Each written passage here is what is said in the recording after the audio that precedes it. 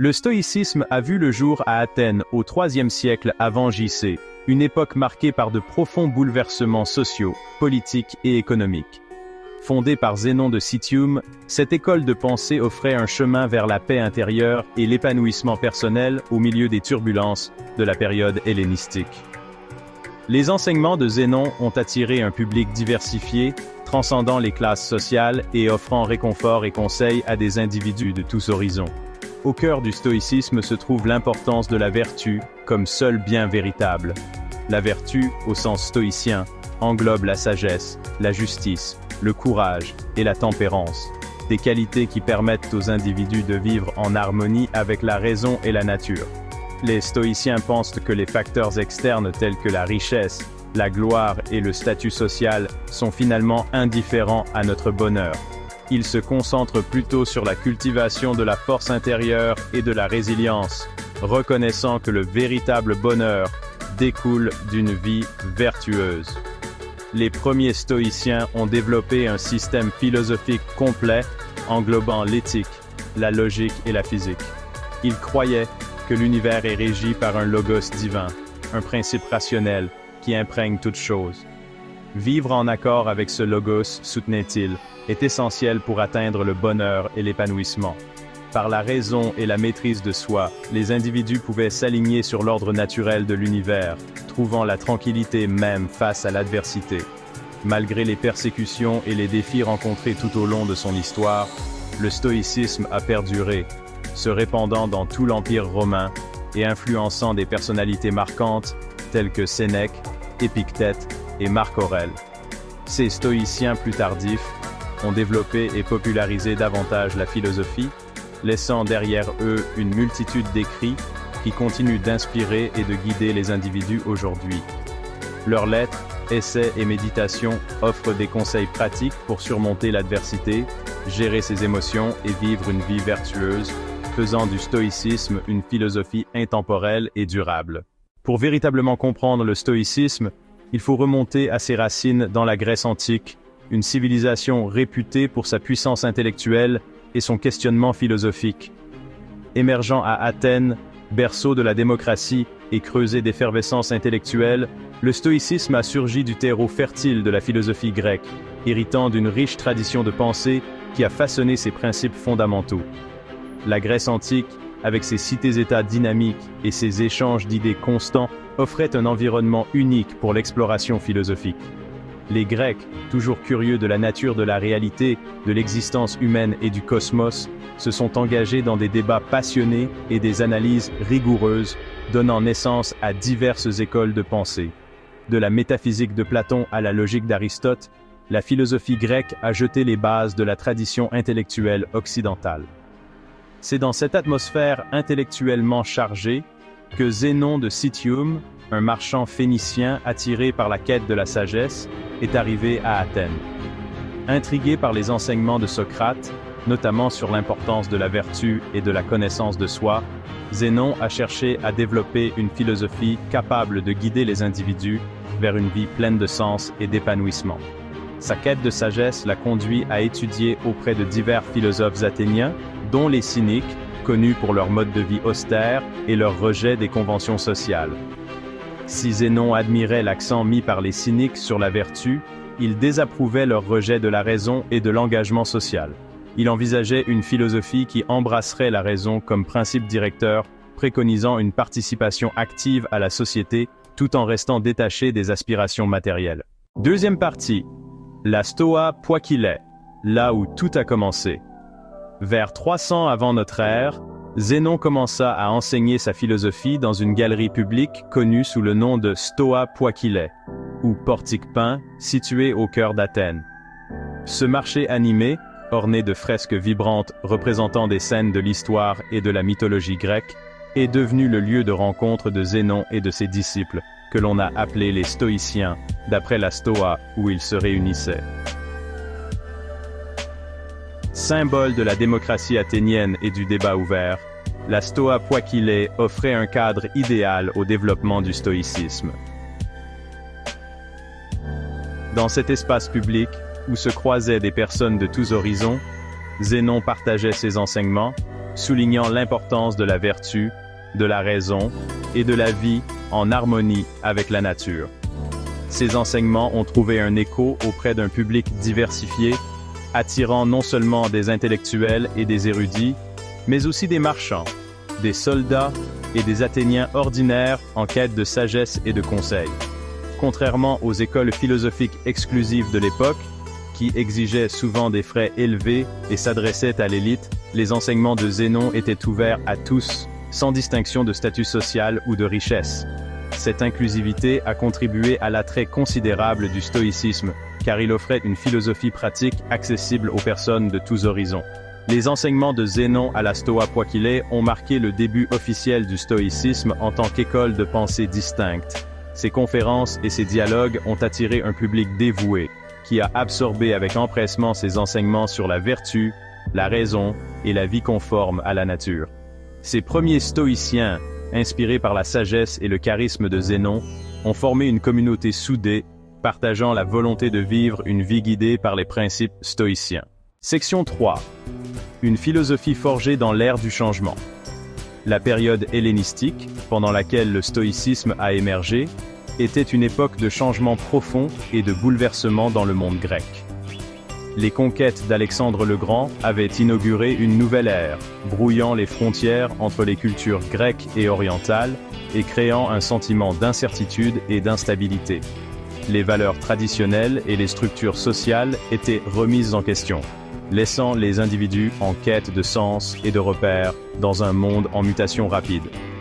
Ce contexte de changement et d'incertitude a eu un impact profond sur le développement du stoïcisme. Zénon et ses disciples cherchaient à créer une philosophie capable d'apporter stabilité et réconfort au milieu des turbulences du monde hellénistique.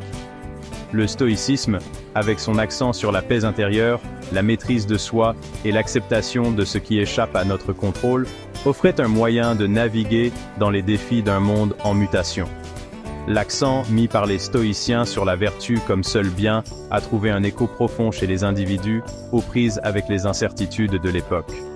Dans un monde où les possessions matérielles et le statut social pouvaient être éphémères, le stoïcisme offrait un chemin vers un bonheur durable, enraciné dans la force intérieure et la moralité.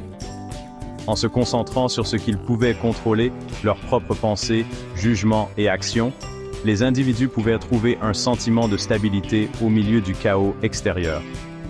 De plus, le concept stoïcien de cosmopolitisme, la croyance que tous les humains font partie d'une fraternité universelle, offrait un message d'unité et d'interconnexion qui transcendait les frontières culturelles et géographiques.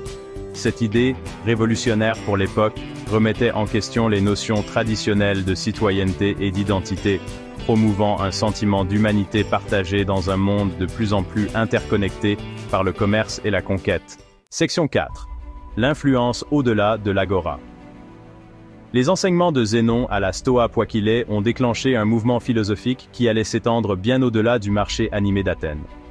Le stoïcisme, avec son accent sur la vertu, la raison et la vie en harmonie avec la nature, a trouvé un écho auprès d'individus de tous horizons, se répandant à travers le monde grec et captivant finalement l'attention de l'Empire romain. À mesure que le stoïcisme gagnait en popularité, les disciples de Zénon ont continué à développer et à affiner ses enseignements, veillant à ce que la philosophie reste pertinente et adaptable aux changements d'époque. Ils ont écrit abondamment sur un large éventail de sujets, de l'éthique et de la logique à la physique et à la cosmologie, créant ainsi un corpus riche de littérature stoïcienne qui allait influencer les générations futures. Parmi les successeurs de Zénon, 3 figures se distinguent comme particulièrement influentes dans l'évolution du stoïcisme: Cléante, Chrysippe et Zénon de Tarse. Cléante, un ancien boxeur devenu le disciple le plus dévoué de Zénon, a souligné l'importance de vivre en accord avec le logos divin, le principe rationnel qui régit l'univers. Chrysippe, considéré comme le second fondateur du stoïcisme, était un écrivain prolifique qui a systématisé la doctrine stoïcienne, apportant des contributions significatives à la logique, à la physique et à l'éthique stoïcienne. Son travail a contribué à consolider le statut du stoïcisme en tant que système philosophique complet, capable de répondre à un large éventail de préoccupations intellectuelles et pratiques.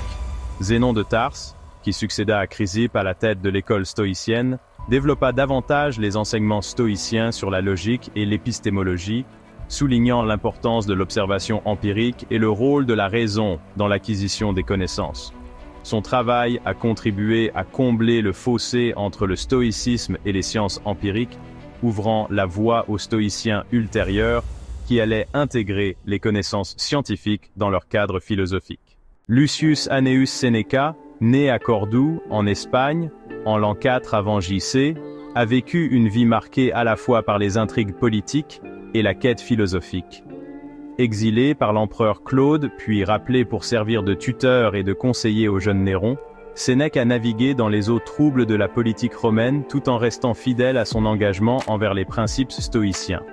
Les écrits de Sénèque, principalement sous forme de lettres et d'essais, abordent un large éventail de préoccupations philosophiques et pratiques. Il a écrit avec éloquence sur la nature de la vertu, l'importance de la raison et de la maîtrise de soi, le caractère inévitable de la mort et la poursuite du bonheur. Ses œuvres, imprégnées de l'accent stoïcien sur la vertu comme seul bien, offrèrent des conseils pour naviguer dans les défis de la vie, tant personnels que politiques. L'une des contributions les plus importantes de Sénèque au stoïcisme a été de mettre l'accent sur l'application pratique des principes stoïciens. Il pensait que la philosophie ne devait pas se limiter à la spéculation abstraite, mais devait servir de guide pour la vie quotidienne. Ses écrits regorgent de conseils pratiques pour surmonter la colère, gérer le deuil, faire face à l'adversité et vivre une vie pleine de sens.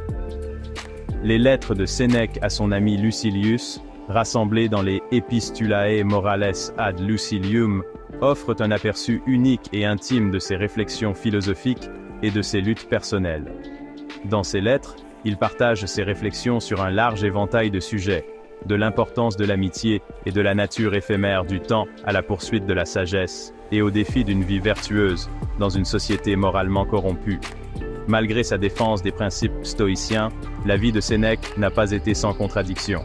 Sa richesse et son influence politique, acquise par son association avec Néron, semblaient en contradiction avec l'importance accordée par les stoïciens au détachement des biens matériels. Cependant, les écrits de Sénèque suggèrent qu'il considérait ces circonstances extérieures comme des occasions de pratiquer le stoïcisme, reconnaissant que la vraie richesse réside dans la vertu et la paix intérieure et non dans les possessions matérielles. Marc Aurèle Antonin. Auguste, empereur romain de 161 à 180 après Jésus-Christ, occupe une place unique dans les annales de l'histoire. À la tête d'un vaste empire, il portait le poids d'immenses responsabilités, mais il resta profondément attaché à la quête de la sagesse et à la pratique de la philosophie stoïcienne. Contrairement à Sénèque et Épictète, dont les écrits étaient destinés à un large public, Marc Aurèle a rédigé ses méditations comme un journal intime, un recueil de réflexions personnelles sur les principes stoïciens et leur application à sa propre vie. Dans ses écrits, nous voyons l'empereur aux prises avec les défis du leadership, les tentations du pouvoir et l'inéluctabilité de la mort, tout en s'efforçant de mener une vie guidée par la raison et la vertu. Les méditations de Marc Aurèle offrent un aperçu rare et intime de l'esprit d'un homme partagé entre ses devoirs publics et ses idéaux philosophiques. Il méditait sur l'importance de la justice, de la compassion et de la maîtrise de soi, reconnaissant l'interdépendance de toute chose et la nature éphémère de l'existence humaine. Il se rappelait d'aborder chaque jour avec détermination et gratitude, en se concentrant sur ce qu'il pouvait contrôler et en acceptant avec sérénité ce qu'il ne pouvait pas changer. Tout au long de son règne, Marc Aurèle a dû faire face à de nombreux défis, notamment des guerres, des épidémies et des rébellions internes. Pourtant, il est resté fidèle à ses principes stoïciens, considérant ces épreuves comme des occasions de pratiquer la vertu et de renforcer sa résolution. Ces méditations témoignent du pouvoir du stoïcisme à apporter réconfort et conseil, même dans les circonstances les plus difficiles. Le règne de Marc Aurèle est souvent considéré comme un âge d'or de l'histoire romaine, une période marquée par une paix et une prospérité relative. Son attachement aux principes stoïciens, qui se reflètent dans son règne juste et compatissant, a sans aucun doute contribué à façonner le caractère de son règne.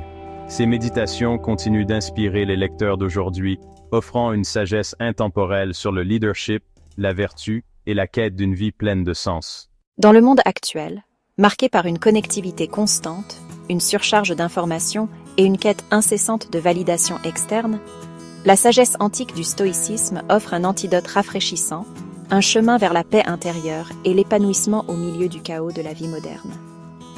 Alors que le monde a radicalement changé depuis l'époque de Zénon et de Marc Aurèle, les principes stoïciens de vertu, de raison, de la dichotomie du contrôle et de notre interconnexion avec le cosmos restent plus que jamais pertinents et applicables.